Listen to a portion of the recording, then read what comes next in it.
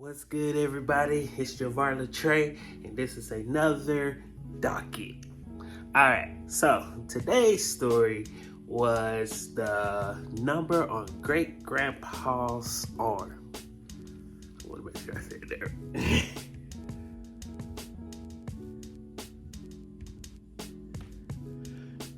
Yep, that's what it is.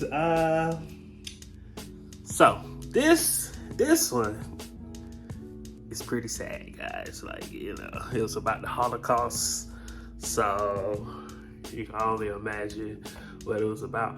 But I don't know how many of y'all ever seen NPR's Story Corp, but it kind of had that feel to it.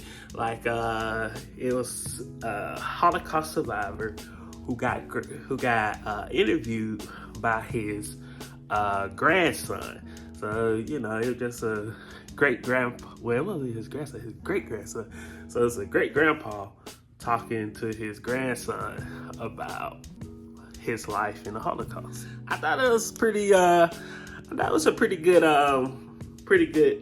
documentary. Like, it gave me a few details. Had to take my notes. I take my notes. It was only 19 minutes long. You can find it on HBO Max. It's a short documentary. It was directed and produced by Amy Schultz for the Museum of Jewish Heritage. I thought it was pretty cool that his grandson was the one who interviewed him, because the grandson was only like 10 years old, and he was like telling a lot of stuff. Like, he was like, yeah, they shot and killed them and buried them. And I was like, dang. And then I brought up to something I always think about. How people be like, oh, kids too young to know about this, know about that. But then certain days it's like, but you need to know about the Holocaust, where all of this happened.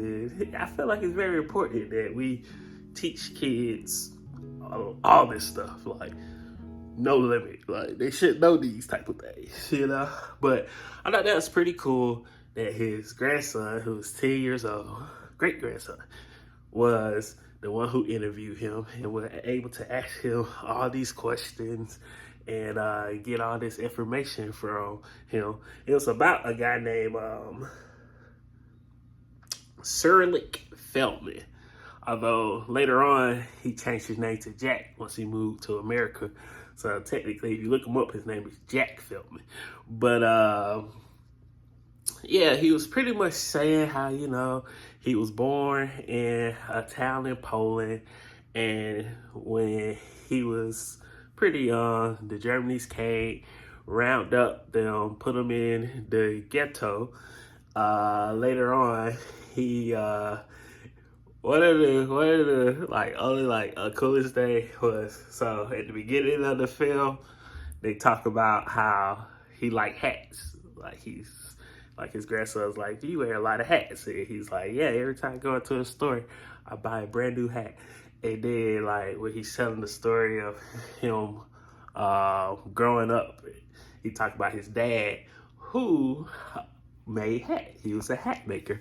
So I feel like that, they didn't say it, but that's the reason that he probably buy a lot of hats, because it probably remind him of his dad. But yeah, he got taken away. They got put in the ghetto.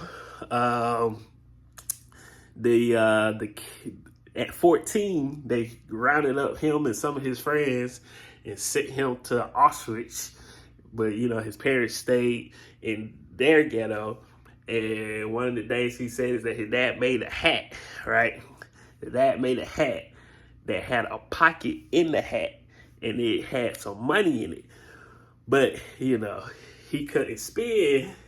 They didn't have like stuff like that in the camp, so he couldn't spend the money. So he said he gave it to a guard, who gave him like food and treated him better, because people who are bad typically do it for money sometimes too. Like but it's a good story. I recommend it if you like you know, you just try to find a way to like talk to kids about certain days. I feel like the great grandfather, he did a pretty good day, pretty good reason to talk to his kid. But he talked about how that's how he received his tattoo, because he used to tat people at the camp, and that's their identification was those numbers, and his numbers was like A17606. Like, that's crazy. It's crazy to think about how stuff like that happens, you know? And, you know, it's a good reminder. Sometimes you gotta watch stuff like this to have a good reminder that we don't want to go back to that type of lifestyle, or we don't want to continue for that lifestyle to exist. Because it still exists today. We just have to find out where, you know? Stuff like that still happens, sadly. But I recommend it if it's like Jewish History Month, or you're like a teacher trying to introduce like the Holocaust to your kids. I tell you to DocIT. It's great. It's no cursing. I think it was produced by the Jewish, what was it? The Jewish Museum of Jewish Heritage. So, you know, I recommend it. Like I said, it's kind of like StoryCorps. If you ever watch StoryCorps, it's usually one person talking to another person, interviewing them, usually like a son talking to their dad, or a family member talking to an older family member. It's pretty good. I definitely recommend it. And give it a watch. Until next time on DocIT.